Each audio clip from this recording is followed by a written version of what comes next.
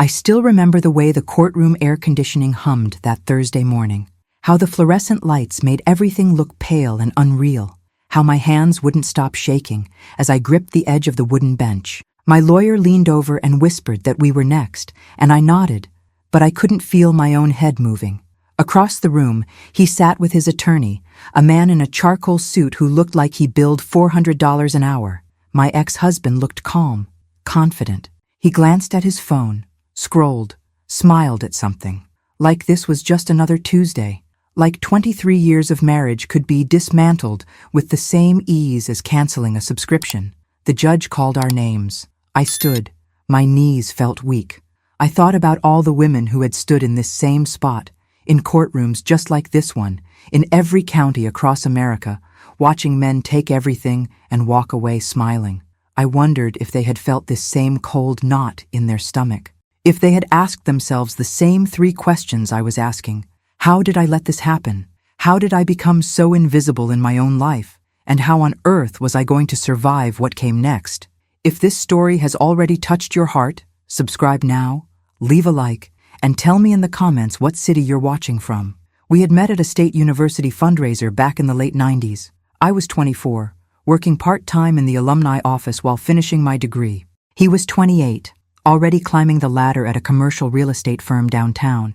He had that easy charm that made you feel like you were the only person in the room. He brought me coffee the next morning at my desk. Remembered how I took it. 2 sugars, splash of cream. Small things like that mattered to me then. We were married within a year. I thought I was building something. A partnership. A life. We bought our first house in a quiet suburb 30 minutes outside the city. A modest 3-bedroom with a fenced yard and a garage that always smelled like motor oil and old paint. He wanted kids right away. I did too. But after our daughter was born, something shifted. He started working later, traveling more, said he was building our future, building security. I stayed home those first 5 years, then went back to work part-time at a nonprofit that helped families navigate housing assistance programs. The pay was nothing, but it felt like purpose. He called it my little hobby. I let that slide. I let a lot of things slide. By the time our daughter started middle school, he had made partner at his firm. We moved to a bigger house, a 2-story colonial with crown molding and a kitchen island I had picked out from a catalog. He said it was an investment, that we were building equity. I didn't ask too many questions about the mortgage terms or the second lien he took out 2 years later. I trusted him. He was the money person. I was the person who kept everything else running. The school pickups, the dentist appointments, the grocery lists, the permission slips, the birthday parties, the casseroles for neighbors who had surgery. Invisible work, the kind nobody notices until it stops. But here's the thing I didn't see coming. He was already planning his exit. Not in some dramatic, explosive way. Just slowly, quietly, transferring control. Changing account passwords, moving retirement funds, scheduling consultations with divorce attorneys while I was at my mother's house, helping her recover from a hip replacement. I found out later he had been talking to his lawyer for 8 months before he ever said the word divorce to me. 8 months. That's how long he practiced the conversation in his head while I packed his lunches and picked up his dry cleaning. The day he told me, we were sitting in that kitchen with the island I had picked out. It was a Saturday morning in October. I remember because the leaves were turning, and I had just bought a pumpkin for the porch. He poured himself coffee, black, no sugar. He said he wasn't happy, hadn't been for years, said we had grown apart. I asked him if there was someone else. He paused just long enough for me to know the answer, then said it didn't matter, that this was about us, about incompatibility. I felt something crack inside me, something I didn't have a name for. I asked him what he wanted. He said he wanted to sell the house, split everything 50-50, start over. He made it sound so reasonable, so clean, like we were just 2 business partners dissolving a contract. I asked about our daughter. He said she was an adult now, away at college, she would understand. I said I didn't think she would. He shrugged. That shrug felt like a slap. I didn't sleep that night. I kept thinking about our daughter, who was a sophomore at a state university 3 hours away. I thought about my mother, who would ask me what I had done wrong. I thought about the women at church, who would smile and whisper. I thought about the retirement account we had been building for 20 years, the one that was supposed to carry us through our 60s and 70s. At 3 in the morning, I got up and walked through the house in the dark. Every room held a memory. The living room where we had opened Christmas presents. The dining room where we had hosted Thanksgiving dinners. The master bedroom where I had cried myself to sleep more nights than I wanted to count. I stood in the doorway of what used to be our daughter's room, now a guest room with beige walls and furniture no one used. I wondered when exactly we had stopped being a family and started being people who shared an address. The next 2 months were a fog. He moved out on a Tuesday, took his clothes and his golf clubs and a few pieces of furniture he said were his from before the marriage. He rented a condo downtown, one of those modern high-rises with a gym and a rooftop pool. I stayed in the house with the mortgage and the property taxes and the maintenance I couldn't afford on my nonprofit salary.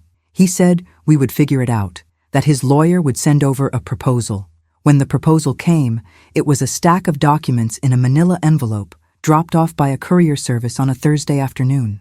I sat at the kitchen table and read through it with my reading glasses, the ones I kept losing and finding in strange places. The proposal was simple.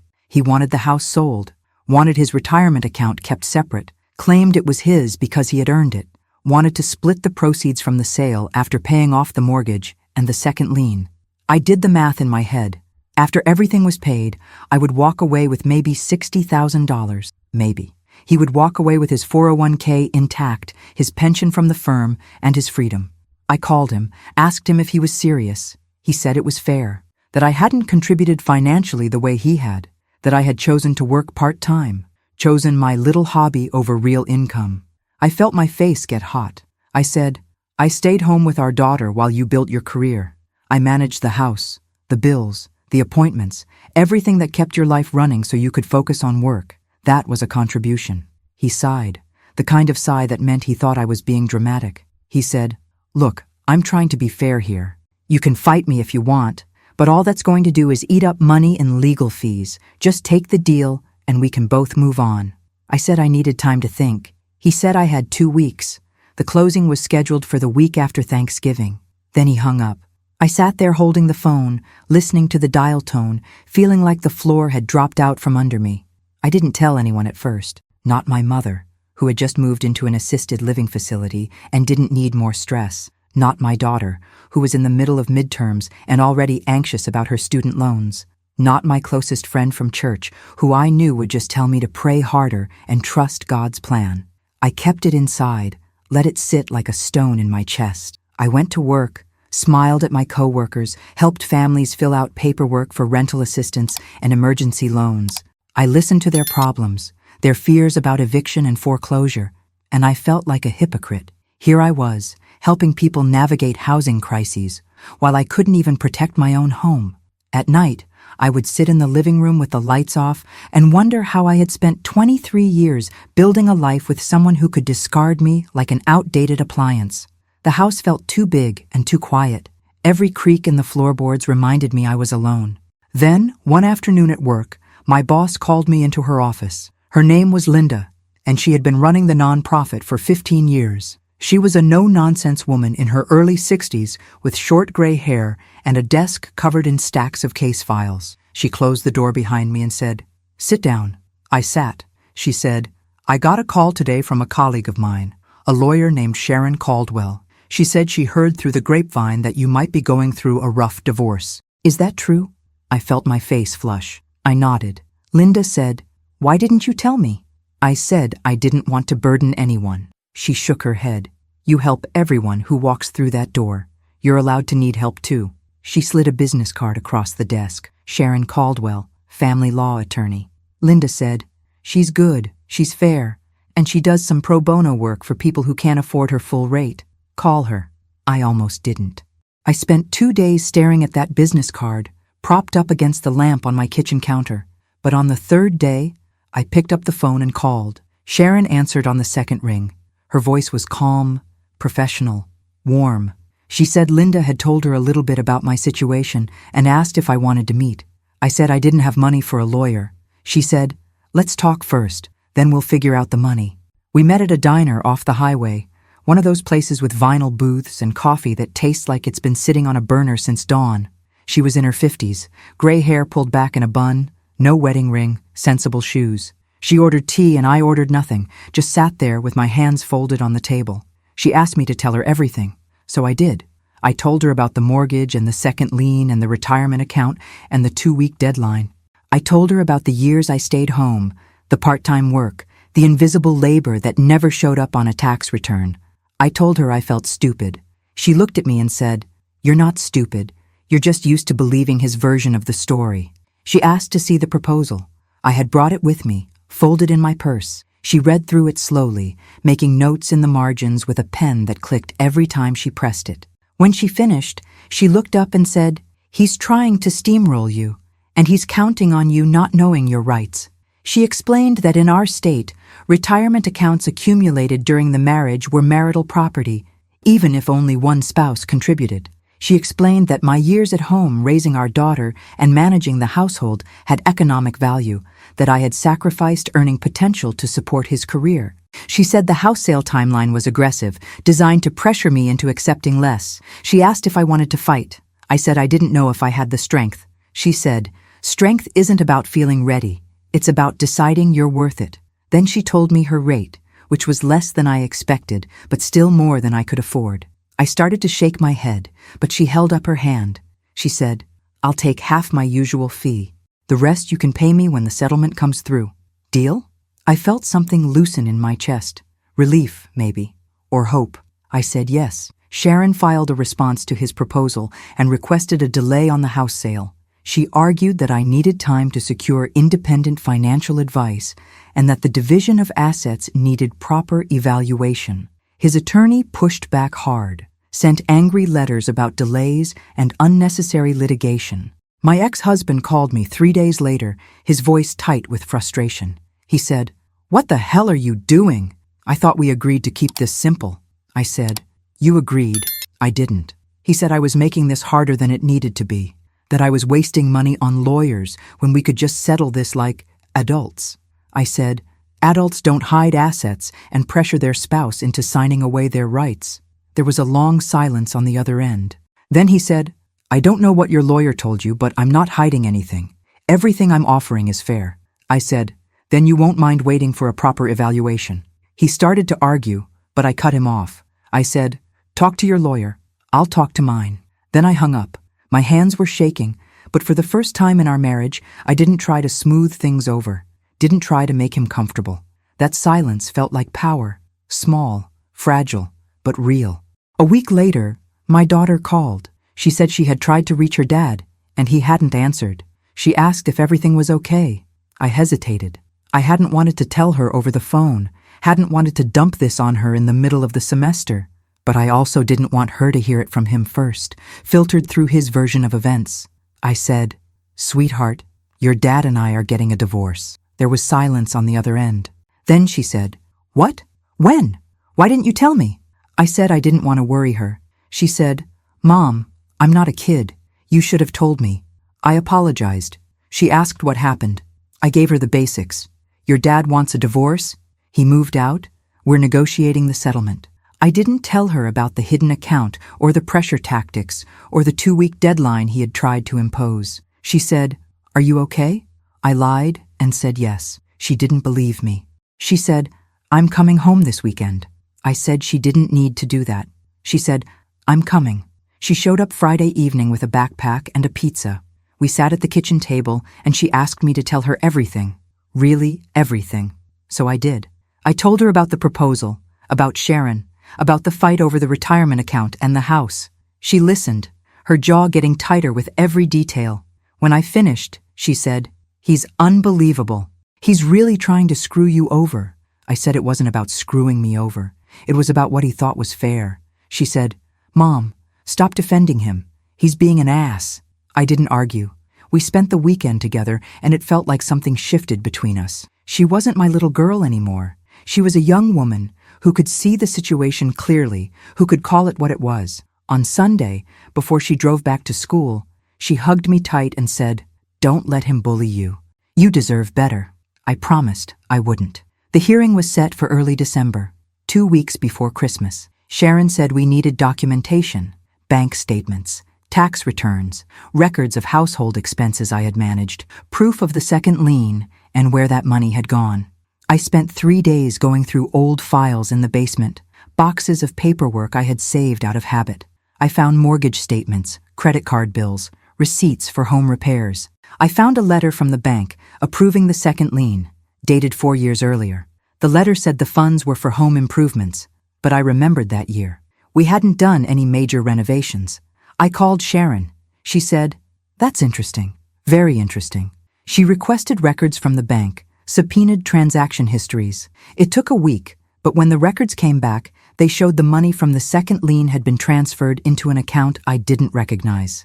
An account in his name only, opened 2 months before the lien was approved. Sharon called me as soon as she saw it. She said, "He's been planning this for a long time. This account? He's been funneling money into it for years. We've got him." I felt sick, not just betrayed, but foolish. How had I not seen it? How had I signed documents without reading them, trusted him to handle everything, believed his promises about building our future?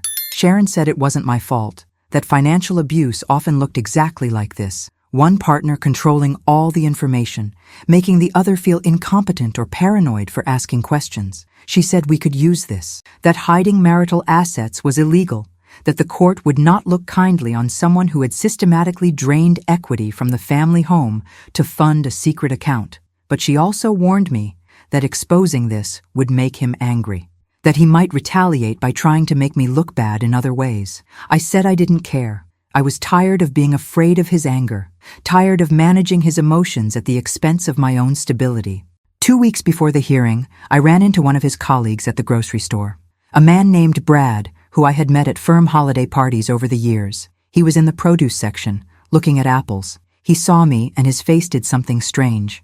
A flash of recognition, then discomfort, then forced friendliness. He said, "Hey, how are you?" I said, "Fine." He said, "I heard about you and Tom. I'm sorry." I thanked him. Then he said, "For what it's worth, I think he's making a mistake." I didn't know what to say to that. He continued, "The new girlfriend, well, let's just say she's not you." I asked what he meant. He hesitated, then said, "She's expensive, high maintenance. Tom's been stressed about money lately." I don't think he realized what he was getting into. He looked embarrassed, like he had said too much. Then he grabbed a bag of apples and said, "Take care of yourself." He walked away, leaving me standing there with a cart full of groceries and a head full of questions. The courthouse was downtown, a gray stone building with metal detectors at the entrance and a line of people waiting to get through security. I arrived early, sat on a bench in the hallway outside the courtroom, watched families and lawyers and clerks walk past. Sharon sat beside me, reviewing her notes. She had on a dark blue suit and her reading glasses. She looked calm, prepared. I felt like I might throw up. My ex-husband arrived with his attorney 20 minutes later. He looked good, rested. He was wearing a navy suit I had helped him pick out 2 years ago for a work event. He didn't look at me, just walked past like I was part of the furniture. His attorney nodded at Sharon, professional and cold. They went into the courtroom. Sharon touched my arm and said, "Ready?" I nodded. We went inside. The courtroom was smaller than I expected. Wood paneling and fluorescent lights, and a bench where the judge sat reviewing files. The bailiff called us forward. Sharon presented our case first. She laid out the timeline of the second lien, the hidden account, the attempts to pressure me into a quick sale. She showed transaction records, bank statements, email chains where his attorney had pushed aggressive deadlines. She argued that I was entitled to a fair division of all marital assets, including his retirement account, and that the house should not be sold until a proper appraisal and division could be arranged. She spoke clearly, confidently, and I felt a surge of gratitude for this woman who was fighting for me when I hadn't known how to fight for myself. His attorney stood up, smooth and confident. He said this was a simple case of a marriage that had run its course, that I was trying to complicate things out of spite. He said I had lived comfortably for 23 years, that I had benefited from my ex-husband's hard work and financial acumen, and that I was now trying to punish him for moving on. He painted me as bitter and grasping. I felt my face burn. But Sharon was ready. She stood up and asked the judge to review the bank records. She pointed out the timeline of the hidden account and the second lien. She said, "Your Honor, this isn't about spite. This is about transparency and fairness. My client dedicated 23 years to supporting her husband's career and raising their daughter. She managed the household, sacrificed her own earning potential, and trusted her husband to handle their finances honestly. That trust was violated. The evidence shows a pattern of financial deception designed to give Mr. Harrison an unfair advantage in this divorce. We're simply asking for what the law entitles her to, a fair division of marital property. The judge listened, asked a few questions, reviewed the documents. His face was unreadable. Then he said he would take the matter under advisement and issue a ruling within 10 days. He also issued a temporary order freezing the sale of the house and any transfers from the retirement accounts until the final ruling. My ex-husband's face went pale. His attorney started to argue, but the judge cut him off. He said the order stood. The hearing was over. We walked out of the courtroom, and Sharon put a hand on my arm and said, "You did good." I didn't feel good. I felt exhausted and shaky and overwhelmed. But I also felt something else, a small, stubborn spark of hope that maybe I would survive this, that maybe I would come out the other side with something resembling dignity and fairness. The ruling came back on a Monday, 8 days later. Sharon called me at work in the middle of the afternoon. I stepped outside into the cold December air to take the call. She said, "We won, on almost every count." The judge had ruled that the retirement account would be split, with me receiving 40% based on the years of marriage and my contributions as a homemaker. The house would be appraised, and I would have the option to buy out his share or agree to a sale, but only after a fair market appraisal and with proper time to secure financing. The hidden account from the second lien would be split 50-50, and my ex-husband was ordered to provide full documentation of all withdrawals and expenditures from that account. Sharon said it was a strong ruling, that the judge had clearly taken the financial deception seriously. She said, "He tried to hide assets and it backfired. The judge doesn't like being lied to." I thanked her, my voice breaking. She said, "You fought for yourself. I'm proud of you." 2 days later, his attorney called Sharon with a settlement offer. He would agree to the retirement account split. He would provide documentation for the hidden account and agree to a 50-50 division. But he wanted the house sold as soon as possible. He said my ex-husband needed his equity out to move forward with his life. Sharon asked me what I wanted. I thought about it for a long time. The house was too big for me alone, too expensive to maintain on my nonprofit salary, too full of memories that hurt more than they comforted. But it was also the place where I had raised my daughter, where I had believed I was building a future. I didn't want to fight just to fight. I wanted to be practical. I told Sharon I would agree to the sale, but only after a proper appraisal, and only if I had time to find a place to live. She negotiated a timeline. The house would be appraised within 30 days, listed within 60, and I would have 90 days from the sale closing to move out. It felt fair. More importantly, it felt like I had a say in my own life again. The appraisal came back in January, higher than expected. The market had been strong, and our neighborhood had appreciated. After paying off the mortgage and the second lien, we would each walk away with close to $80,000. Not a fortune, but enough for me to put a down payment on a small condo or rent for a couple of years while I figured out my next steps. My share of the retirement account would give me another $40,000, which Sharon said I should roll into my own IRA to avoid tax penalties. She helped me find a financial advisor, a woman in her 60s named Margaret, who had built her practice helping women navigate divorce and late career planning. Margaret sat with me in her office on a Saturday morning and walked me through budgets and projections and investment options. She showed me how to make my money work for me, how to plan for retirement, how to think about my financial future as something I controlled. She said I would be okay, not rich, but stable, safe. That word felt like oxygen. The house sold in March, 3 weeks after it was listed. A young couple with 2 kids, excited about the yard and the school district. I met them at the closing, shook their hands, smiled, and said congratulations. They had no idea what that house represented to me, what I was leaving behind. I signed the papers, watched the title transfer, took my check, and walked out into the spring sunlight. I sat in my car in the parking lot for a long time, just breathing, trying to process the fact that a chapter of my life had officially closed. I called my daughter that night, told her everything was final. She cried, said she was sorry she hadn't been there more, that she had been so focused on school and her own life. I told her it wasn't her job to fix my marriage, that I was okay, that I was going to be okay.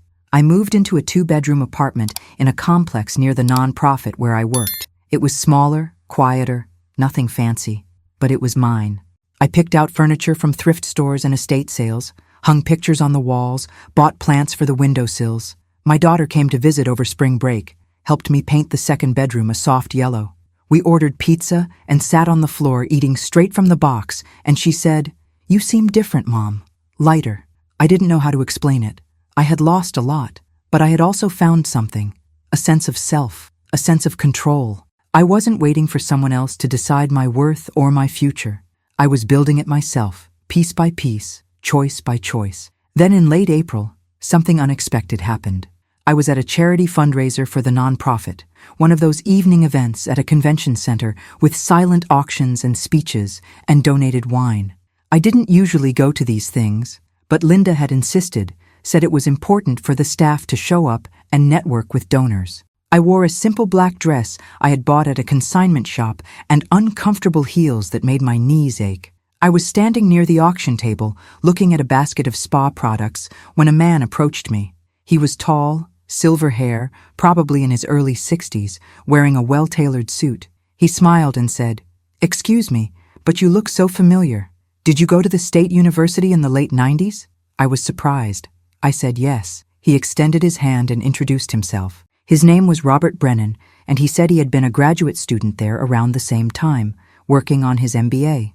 He said he remembered me from the alumni office, that I had helped him once track down contact information for a former professor. I didn't remember him specifically, but I nodded and smiled. We talked for a few minutes, polite small talk about the fundraiser and the work the nonprofit did. Then he said something that made me pause. He said, "I've been looking for you." I must have looked confused because he laughed and explained.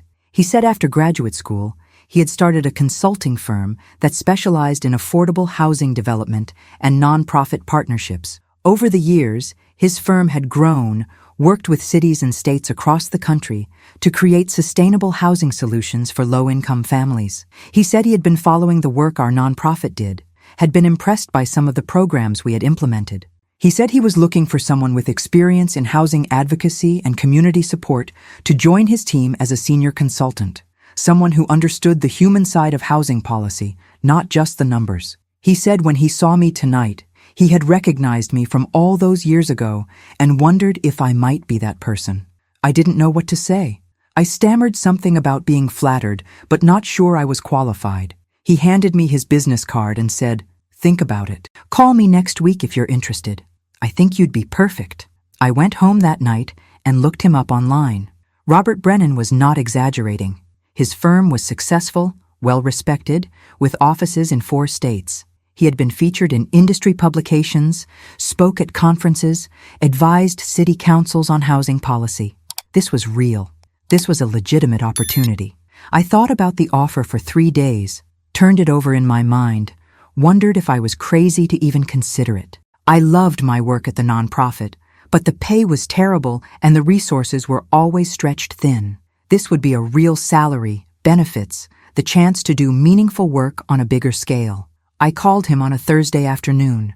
He answered on the second ring, sounded genuinely happy to hear from me. We met for coffee the next day at a place downtown. We talked for 2 hours about housing policy and program design and the gaps in the current system.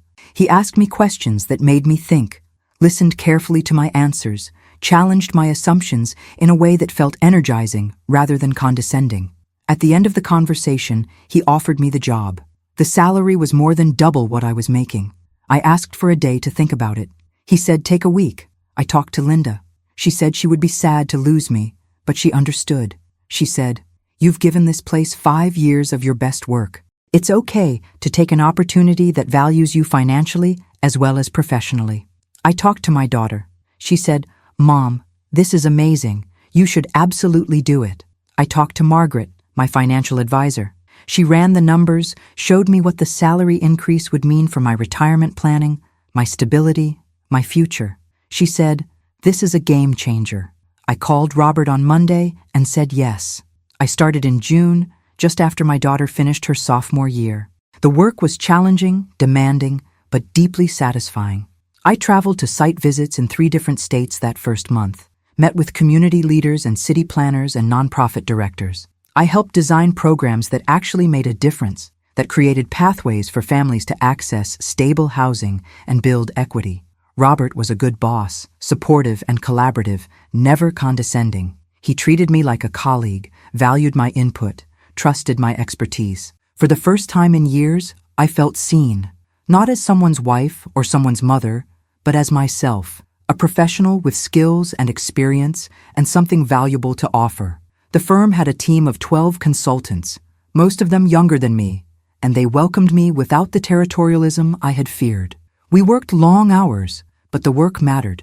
Every report we wrote, every program we launched, every partnership we built had real impact on real families. My ex-husband, meanwhile, was not doing as well. I heard through mutual friends that he had lost a major client at his firm, that his performance had slipped. Apparently, the condo downtown was expensive, and his new girlfriend had expensive tastes. She was in her 30s, worked in marketing, liked designer handbags and weekend trips to wine country. He was trying to keep up, trying to maintain the image of success, but the divorce had hit him harder financially than he expected.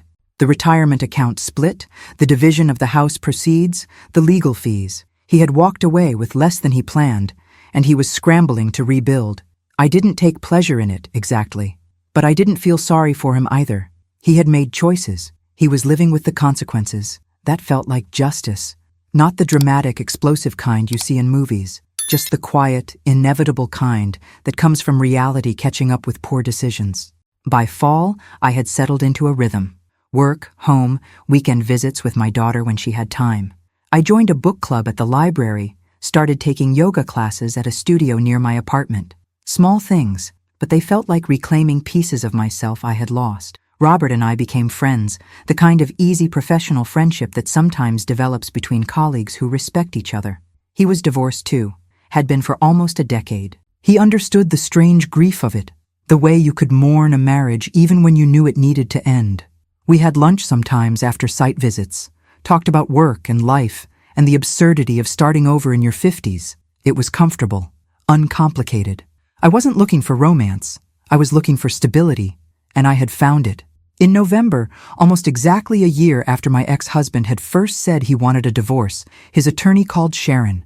He said my ex-husband wanted to meet, that he had something he needed to say to me. Sharon asked if it was about legal matters. The attorney said no, it was personal. Sharon called me, asked what I wanted to do. I almost said no. I had moved on, built a new life. I didn't owe him a conversation, but something made me curious.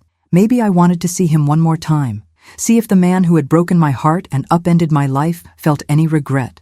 Or maybe I just wanted closure, whatever that meant. I agreed to meet at a neutral location, a park near the old neighborhood where we used to take our daughter when she was little. It was a Saturday afternoon, cool and clear, leaves covering the ground in shades of red and gold. He was already there when I arrived, sitting on a bench near the playground. He looked older, thinner. There were lines around his eyes I didn't remember, and his hair was grayer than it had been a year ago. He stood when he saw me, didn't try to hug or shake hands. We just stood there for a moment, awkward and distant. Then he said, "Thank you for coming. I wasn't sure you would." I didn't say anything, just waited. He sat back down, and I sat on the opposite end of the bench, keeping space between us. He said, "I wanted to apologize for the way I handled everything, for the lies, for trying to take advantage of you." I didn't respond. He continued, his voice lower. "I thought I knew what I wanted, freedom, a fresh start, someone who made me feel young again. But it turns out what I wanted wasn't real. It was just ego, fear of getting old. And I hurt you. I hurt our daughter. I destroyed something good because I was too selfish to see what I had." I let his words sit in the air between us. Part of me wanted to yell, to tell him how many nights I had cried myself to sleep, how scared I had been, how close I had come to just accepting his unfair terms because I didn't know I had options. But another part of me felt nothing, just a distant sadness for the man he could have been. I said, "I appreciate the apology, but it doesn't change anything. You made your choices. I made mine. We're both living with the consequences." He nodded, looked down at his hands. "I know. I just wanted you to know that I see it now, what I threw away, and I'm sorry." I stood up. I hope you figure out what you're looking for. I really do. But I'm not the person who can help you with that anymore. I walked away, got in my car, and drove home. I didn't cry, didn't feel angry or vindicated or relieved. I just felt done, completely, utterly done with that chapter of my life. Christmas that year was quiet. My daughter came home for 2 weeks, stayed in my little apartment, slept in the yellow bedroom we had painted together. We made cookies, watched old movies, went to midnight service at a church I had started attending near my new place. It wasn't the same as the big holidays we used to have in the house, with the extended family and the elaborate meals, but it was peaceful, real. On Christmas morning, we sat on the floor in our pajamas, opening small gifts, drinking coffee. My daughter said, "This is nice, Mom. Just us." I agreed. It was nice. There was no performance, no pretending, no walking on eggshells around someone else's mood. Just two people who loved each other, building new traditions. My mother came over for dinner that afternoon. She had been skeptical of the divorce at first, had asked me if I was sure I was doing the right thing. But over the months, as she saw me become more confident, more myself, she had come around. She said to me that Christmas, "You look happier than I've seen you in 20 years. I hugged her tight. By spring, I was thriving at work. Robert promoted me to Director of Community Partnerships, gave me more responsibility and a team to manage. I was traveling less, which I appreciated, and focusing more on strategic planning and program development. The work challenged me, used skills I didn't know I had. I was good at it. Robert told me once over lunch that hiring me was one of the best decisions he had made in years. I thanked him, felt a flush of pride that I hadn't felt in decades. He said, "You know, when I saw you at that fundraiser last year, I almost didn't approach you. I thought maybe I was misremembering, that you wouldn't remember me or wouldn't be interested, but I'm glad I took the chance." I said, "So am I." And I meant it. That chance encounter had changed my life, given me not just a job, but a purpose, a sense of my own competence and value. In June, my daughter graduated with her bachelor's degree in social work. I flew out for the ceremony, sat in the audience with hundreds of other proud parents, watched her walk across the stage in her cap and gown. Afterward, we went to dinner at a small restaurant near campus. She told me she had been accepted into a master's program at a university 2 hours from where I lived. She said she wanted to work in housing advocacy, like me, that she had seen the work I was doing and it had inspired her. I felt tears sting my eyes, not sad tears, happy tears, the kind that come when you realize something good has come from something painful. That summer, Robert asked me to co-present with him at a national conference on affordable housing policy. We spent weeks preparing, refining our presentation, practicing our delivery. The conference was in Chicago, 3 days of panels and networking and late-night conversations with people who cared about the same issues we did. Our presentation went well, got strong feedback from attendees and other panelists. Afterward, Robert and I went to dinner at a steakhouse near the conference hotel. We talked about the presentation, about future projects, about the state of housing policy in America. Then he said something that surprised me. He said, "I'm thinking about stepping back in a few years, not retiring completely, but transitioning to more of an advisory role, and I'd like you to consider taking over as CEO." I nearly choked on my water. I said, "Robert, I've only been with the firm for a year." He smiled. "And in that year, you've transformed how we approach community partnerships. You've brought credibility and heart to the work. The clients trust you. The team respects you. I think you could lead this company into the next phase." I didn't know what to say. I thanked him, said I would think about it. He said there was no rush, that this was years down the road. But he wanted me to know he saw that potential in me. I went back to my hotel room that night and sat by the window looking out at the Chicago skyline. I thought about the woman I had been 2 years ago, sitting in a courtroom with shaking hands, wondering how she would survive. I thought about how far I had come, not just professionally, but emotionally. I had rebuilt my life from the ground up, found my worth, found my voice, and now I was being asked to lead. In the fall, I bought a small house, not in the old neighborhood, but in a quieter area closer to work. It was a modest 2-bedroom bungalow with a screened porch and a yard just big enough for a garden. I closed on it in October, moved in on a Saturday with help from my daughter and a few friends from work. Robert stopped by with pizza and beer, helped me unpack boxes in the kitchen. We sat on the porch that evening, exhausted and happy, watching the sun set through the trees. He said, "This suits you." I said, "It does." For the first time in years, I felt settled, not just physically, but emotionally. This was my home, my space, built on my terms. That Thanksgiving, I hosted dinner for the first time in my new place. Just my daughter, my mother, and a few friends from work. Nothing elaborate, just turkey and sides and pie from a local bakery. We sat around my small dining table, talked and laughed, shared stories. My mother said grace, thanked God for family and second chances and the strength to rebuild. I squeezed her hand. By December, 2 years after that first courthouse hearing, my life looked nothing like it had.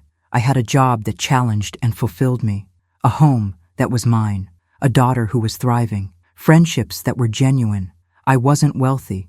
I didn't have some fairy tale ending, but I had stability, autonomy, a future I was building with intention, and that felt like victory. Robert and I continued to work closely, building the firm's reputation and expanding our programs. The CEO conversation came up again the following spring, more concrete this time. He wanted to transition within 18 months, said he trusted me to lead. I said yes, not because I needed the title or the validation, but because I believed in the work, believed I could do it well. We announced it to the team in March, started the transition process. The team was supportive, excited even. They had seen me grow into the role over the past 2 years, had worked alongside me on difficult projects, had trusted my judgment. The transition felt natural. My ex-husband reached out one more time that spring. He sent an email, short and simple, said he hoped I was doing well, that he had heard about my promotion and wanted to congratulate me. I read it, sat with it for a day, then replied with 2 words, "Thank you." Nothing more. I didn't need to explain myself or share my life with him.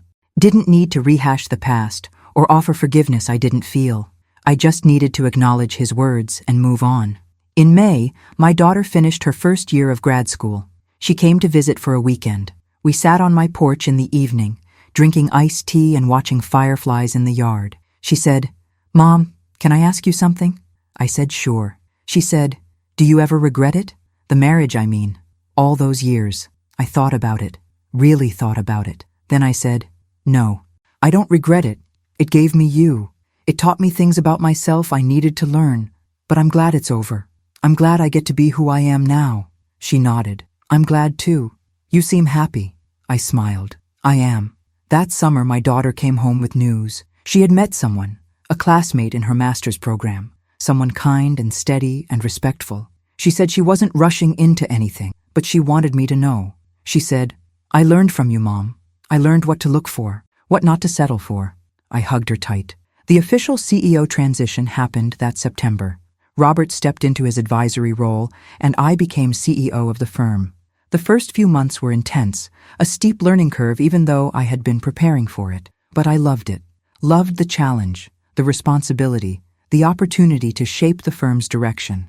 We expanded our partnerships, launched new programs in 2 additional states, hired talented people who shared our mission. The work was demanding, but it mattered. By the end of that year, I had been CEO for 3 months and was finding my rhythm. The firm was thriving.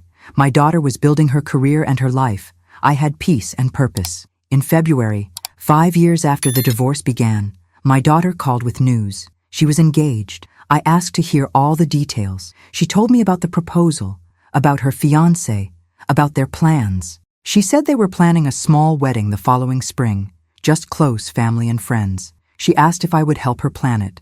I said, of course. I said I would be honored. 5 years after the divorce, I stood in a garden venue with white chairs and string lights and the scent of roses, my daughter's wedding day. She looked beautiful in a simple cream dress, her hair pinned up with small flowers woven through. Her fiancé stood at the front, nervous and proud, surrounded by his family. I sat in the front row, my mother beside me in her wheelchair, a lavender shawl around her shoulders. Robert sat on my other side, a friend who had become family. The ceremony was short and sweet. They wrote their own vows, promised to be partners in every sense of the word, to support each other's dreams, to communicate honestly, to choose each other every day. I watched my daughter's face as she spoke, saw the confidence and clarity in her eyes, and I knew she meant every word. She had learned from my mistakes and my victories. She knew what she wanted and what she wouldn't tolerate. She was building her marriage on a foundation of mutual respect and genuine partnership. My ex-husband was there, sitting 3 rows back. My daughter had invited him. She had asked me first if I would be okay with it. I had told her it was her day, her choice. He was still her father, and she loved him despite everything. He came alone, no girlfriend, no date. Just a man in his early 60s wearing a suit that looked a little too big, hair grayer than I remembered. We had nodded to each other when he arrived, a brief acknowledgement. No warmth, but no hostility either. Just the polite distance of 2 people who used to know each other intimately and now barely knew each other at all. During the reception, he approached me while I was standing near the dessert table, watching the dancing. He said, "She looks happy." I agreed. "She is." He nodded, looked down at the slice of cake on his plate. "You did a good job with her. I know I wasn't around much these last few years, but I can see she turned out well." I didn't thank him for the compliment. Didn't feel the need to smooth over the awkwardness or make him comfortable. I just said, "She's strong. She knows what she wants." He looked at me then, really looked at me, and I saw something in his eyes I hadn't seen before. Not regret, exactly. More like recognition. An acknowledgement that I had become someone he didn't recognize, someone who didn't need his approval or his validation, someone who had built a life he had no part in. He said, "You look good, happy." I said, "I am." He opened his mouth like he wanted to say more, then closed it. Finally, he said, "I'm glad. You deserve that." I nodded, accepting the words without getting emotionally tangled in them. "Thank you. I hope you find what you're looking for too." It wasn't cruel. It wasn't kind. It was just honest. Then my daughter appeared beside us, radiant in her wedding dress. She hugged her father, then hugged me. She said, "Thank you both for being here. I know it's not easy, but it means everything to me." My ex-husband and I exchanged a glance. In that moment, we had an unspoken agreement. Today was about her, not about us. He said, "Congratulations, sweetheart. I'm proud of you." I echoed the sentiment. Then she was pulled away by friends, and he and I stood there for a moment in awkward silence before he excused himself and walked toward the bar. I watched him go, this man I had spent 23 years with, and I felt nothing. No anger, no longing, no bitterness. Just a quiet acknowledgement that we had been part of each other's stories, and now we weren't. The chapter had closed. We were both living different lives now, shaped by the choices we had made. He was living with his regrets. I was living with my freedom. Robert found me a few minutes later. He said, "You doing okay?" I smiled. "Yeah, I really am." He handed me a glass of champagne. "To new beginnings," he said. We clinked glasses. I looked out at the reception, at my daughter dancing with her new husband, at my mother laughing with friends, at the life I had built from the ashes of what I thought was my future. I thought about the courthouse and the fear and the uncertainty. I thought about Sharon and Margaret and Robert, the people who had helped me when I didn't know how to help myself. I thought about the strength I had found, the voice I had reclaimed, the life I had built, one deliberate choice at a time. Later that night, after the ceremony and the dinner and the dancing, after my daughter and her new husband had left for their honeymoon and the guests had dispersed, I drove home to my quiet house. I kicked off my heels in the hallway, made myself a cup of tea, and sat on my porch in the dark. The neighborhood was silent, except for the crickets and the occasional car passing on the street. My phone buzzed. A text from my daughter, sent from the airport. "Thank you for everything, Mom. For showing me what strength looks like. For teaching me to never settle. I love you." I read it 3 times, felt warmth spread through my chest. I texted back, "I love you too. So proud of you. Enjoy every moment." Then I set my phone down, finished my tea, and looked up at the stars. Tomorrow I would go back to work, back to leading the firm and building programs and mentoring the next generation of housing advocates. Next week, I would have dinner with Robert and a few colleagues, talk about a new project we were launching in 3 cities. Next month I would visit my mother, sit with her, and hold her hand. Life would continue, ordinary and extraordinary all at once. But tonight, I sat in the quiet I had earned, in the knowledge that I had survived something I thought would destroy me, that I had taken the broken pieces and made something new, something stronger, something entirely my own. I had lost a marriage, but I had found myself, and that trade, painful as it had been, was worth every tear, every sleepless night, every moment of doubt and fear and uncertainty. The divorce had stripped away everything I thought defined me: wife, homemaker, partner. But underneath all those roles was something more fundamental: a woman with skills and intelligence and resilience, a woman who could fight for herself when necessary, a woman who could rebuild when everything fell apart, a woman who could lead and inspire and create meaningful change in the world. That woman had been there all along. She had just been buried under years of believing someone else's story about who she was supposed to be. Now she was free. Free to write her own story, make her own choices, define her own worth. And that freedom, hard-won and precious, was the greatest gift the divorce had given me. Not the settlement money, or the house proceeds, or even the job opportunity, but the permission to be fully, authentically myself. To stop apologizing for taking up space, to stop shrinking to make someone else comfortable, to stop believing that my value was determined by how well I served someone else's ambitions. I thought about all the women still sitting in courtrooms, still believing their ex-husband's version of their worth, still too scared or tired or broken to fight for what they deserved. I wished I could tell them what I had learned, that strength doesn't mean never being afraid, it means choosing yourself even when you're terrified. That rebuilding doesn't happen overnight, but it does happen, one small choice at a time. That the life on the other side of loss can be richer and more authentic than anything you lost. That you are more resilient than you know, more capable than you've been told, more valuable than anyone who discarded you ever recognized. The stars were bright above my little house, the same stars that had looked down on me 5 years ago when I thought my world was ending. But I wasn't the same woman looking up at them. I had been forged in fire, tested by loss, tempered by struggle, and I had emerged stronger, wiser, freer. That was my story. Not the divorce or the betrayal or the financial abuse, but the rebuilding, the reclamation, the resurrection of a self I had almost forgotten existed. I finished my tea, stood up, and went inside. Tomorrow would bring new challenges, new opportunities, new chapters, but tonight I was content. Content with the choices I had made, the life I had built, the woman I had become.